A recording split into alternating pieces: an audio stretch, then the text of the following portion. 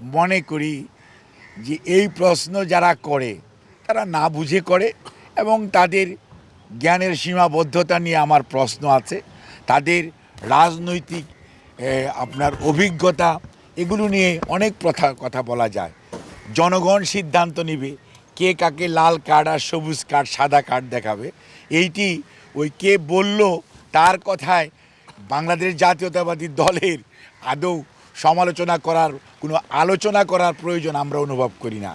আর যারা বলে পুনর্বাসন করে, ঝালকাঠির ঘটনা পত্রিকায় দেখলাম, কিছুক্ষণ আগে পড়ে এসেছি, ওখানে লেখা আছে কারা পুনর্বাসন করে আর কারা করে না। আইন শৃঙ্খলার অবনতি ঘটানো যায় তাহলে নিশ্চয়ই কোনো না কোনো কর্নারের লাভ হওয়ার সম্ভাবনা আছে। তবে আমরা খুবই আশাবাদী, ইনশাআল্লাহ প্রধান উপদেষ্টা সহ অন্তর্বর্তীকালীন সরকার, নির্বাচন কমিশন যেভাবে এগিয়ে যাচ্ছে, আমরা আশা রাখতে চাই ইনশাআল্লাহ ফেব্রুয়ারির মধ্যভাগের মধ্যে নির্বাচনের যে কমিটমেন্ট ওনারা করেছেন সেটি ওনারা ফুলফিল করবেন।